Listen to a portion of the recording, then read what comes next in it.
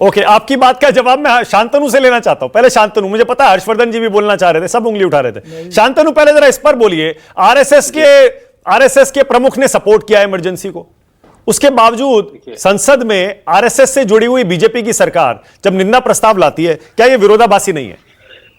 देखिए, बिल्कुल विरोधाभासी नहीं है। एक आरएसएस के खुद बहुत सारे लीडर्स को जेल में डाला गया इमरजेंसी के दौरान। आरएसएस को कई बार कांग्रेस ने बैन करने की कोशिश करी। बड़ी बड़ी अटपटी लगती है बात कि जिस आरएसएस को लोग पानी पी पी के गाली देते हैं और उसी को आरएसएस को अपने कन्वीनियंट आर्गुमेंट में ले आते हैं। देखिए, मुद्दा यह है कि आज जब एलओपी की तरह राहुल गांधी ने बिहेव करा, तो मेरे ख्याल से जो आपको राहुल गांधी का नया रूप दिख रहा है, ये भाजपा के अगेंस्ट में कम है। उन्हें अपने अंदर में प्रूव करना है कांग्रेस। आपको याद हो, पिछले 5-6 साल से हम बात क्या कर रहे हैं? पिछले 5-6 साल से बात कर रहे हैं, क्या गांधी परिवार का आधिपत्य अभी कांग्रेस पे बना है?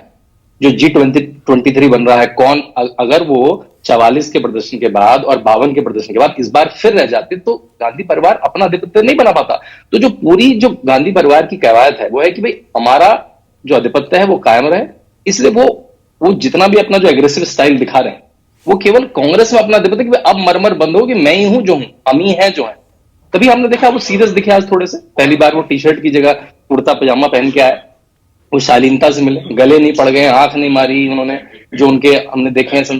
2004 से 14 तक वो कोई भी मंत्री पद ले सकते। कहते मम्मी मम्मी मुझे ग्राम मंत्री बनना, मम्मी मम्मी मुझे एग्रीकल्चर मंत्री बनना। वो मनमोहन सिंह से कहती बन जाती, लेकिन उनका काम था केवल मैं तो ऑर्डिनेंस फाड़ दूंगा, बिल फाड़ दूंगा।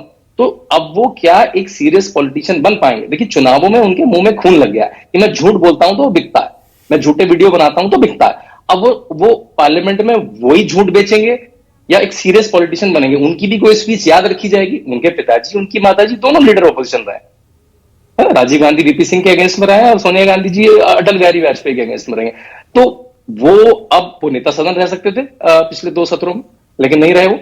और दूसरी बात, जो आज आपने कहा कि नंबर डिवीजन क्यों नहीं मांगा गया और आपने कैंडिडेट भी रखा, ये कांग्रेस की बड़ी अजीब सी परंपरा है। जब भी वो हारते हुए होते हैं तब एक अनुसूचित कैंडिडेट को रख देते हैं, चाहे वो राष्ट्रपति का चुनाव हो, चाहे वो उपराष्ट्रपति का चुनाव हो, चाहे वो लोकसभा अध्यक्ष। आप मीरा कुमार के केस में देख लीजिए, आप सुशील शिंदे के केस में देख लीजिए, अभी आप के सुरेश में तो कहते हैं देखो हमने तो दलित कैंडिडेट दिया था। जब जीतता हुआ होता है तो तब नहीं करते हैं। के सुरेश को एलओपी बना दीजिए ना, अगर आपको दलित में इतनी रुचि है तो ये कांग्रेस की मैसेजिंग लंबे समय में दिखेगी आपको। तो जब भी आपका हारता हुआ होगा तो एक दलित कैंडिडेट होता है कि देखो हमने टोकनिज्म भी हो गया, हमारा कहने को भी हो गया और वो हारना तो है ही। और वो बिल्कुल ठीक कहा, अभी शायद हर्ष जी ने कहा, अगर वो नंबर सच नहीं बन गई है, बड़े से स्क्रीन पर लिखा हुआ आता 305, 310 और वहां लिखा था 220, तो वो जो फोटो होती ना, वो सारे 4 जून के नंबर को भूल जाते सब लोग, तो वो फोटो नहीं आती। तो एक तरह से ये राहुल गांधी को दिखाना, देखो मैं दबंग हूं, नया हूं, वो कांग्रेस को ज्यादा दिखाना है, उनको विपक्ष को कम दिखाना है, उनको सरकार को कम दिखाना है, कांग्रेस को ज्यादा दिखाना है कि भाई मेरा ही पर रहेगा, मेरे परिवार पे रहेगा। ओके, विनोद जी और हर्षवर्धन जी, मैं तो प्रवक्ता की तरह बात कर रहे हैं। संजू वन सेकंड, मैं तो उस छोटी सी बात पे मेरी बात रह गई थी। आप बीजेपी के प्रवक्ता की तरीके से बात करिए।